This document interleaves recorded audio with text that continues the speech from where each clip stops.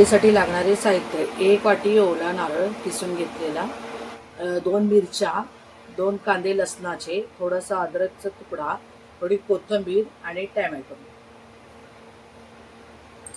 आपण सगळे हे मिक्सर जारमध्ये टाकूया आणि याची फाईन पेस्ट करून घ्यायची सगळ्या गोष्टीची.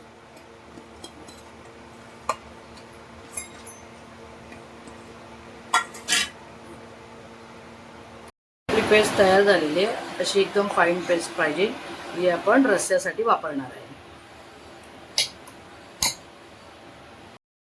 आपण आज बनवतोय कोलंबीचा रस्सा. त्याच्यासाठी लागणारे साहित्य: 1 कांदा, 2-3 लसणाच्या पाकळ्या, थोडीशी कोथिंबीर, कढीपत्ता आणि 1 कैरी. आणि ही अर्धा किलो कोलंबी आहे. त्याच्यामध्ये घालायला 1 बटाटा आणि हे केलेलं वाटण. 2 पळ्या तेल, कढई गरम करायला ठेवलेली, त्याच्यामध्ये टाकल्या 2 पळ्या तेल. त्याच्यात मग टाकते मी कांदा आणि लसूण, कढीपत्ता. कांदा आणि लसूण चांगलं तडतडल्यानंतर, कांद्याचा रंग चेंज झाल्यानंतर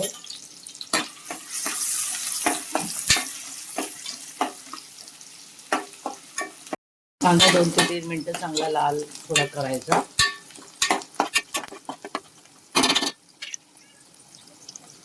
झाला की त्याच्यामध्ये टाकते 2 चमचे लाल तिखट. तेलात टाकल्यामुळे त्याला चांगली तरी येते रश्श्याला. चमचे भरूनच टाकायचे 2 चांगले. थोडीशी टाकायची हळद. हे सगळं हलवून घ्यायचं. नंतर टाकायचं आपण वाटलेलं हे वाटण. वाटण टाकलं ते चांगलं तेलामध्ये भाजून घ्यायचं, मिक्स होईपर्यंत, तेल सुटेपर्यंत. छान रंग येतो लाल. असं हलवत राहायचं.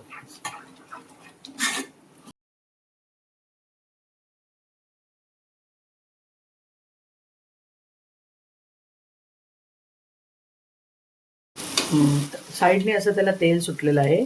असं तेल सुटल्यानंतर आपण त्याच्यामध्ये कोळंबी आणि बटाटा ॲड करूया.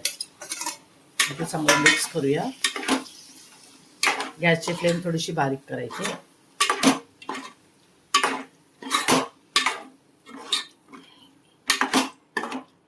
अशी चांगली मिक्स झाली, त्याच्यामध्ये आपण 2 मिनिटं त्यात शिजून द्यायची मसाल्यामध्ये.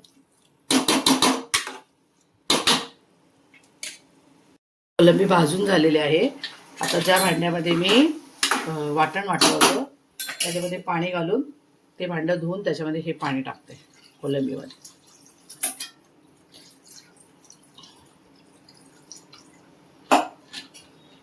पाणी टाकल्यानंतर चांगलं मिक्स करायचं.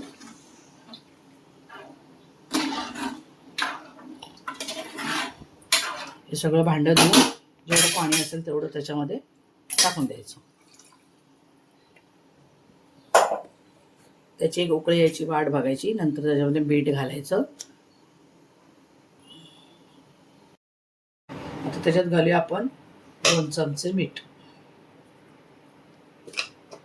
मीठ टाकल्यानंतर जी आपण कैरी कापून ठेवलेली ती घालूया. त्याने छान आंबट तिखट चव येते. परत एकदा हलवूया. कालवणाचं 10 मिनिटं चांगलं अजून उकळून देऊया.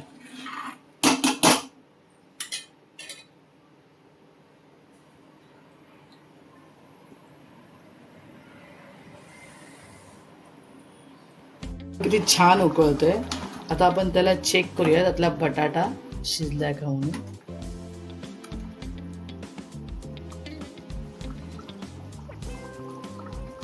बटाटा शिजलाय म्हणजे कालवण आपलं रेडी झालंय. आता आपण त्याच्यामध्ये कोथिंबीर घालूया.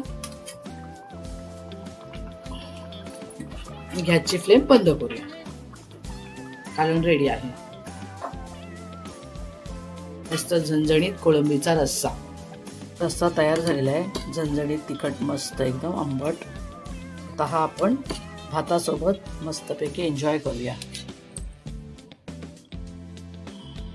त्याच्यासोबत मी बोंबिली ठेवले तळलेले मस्तपैकी कुरकुरीत.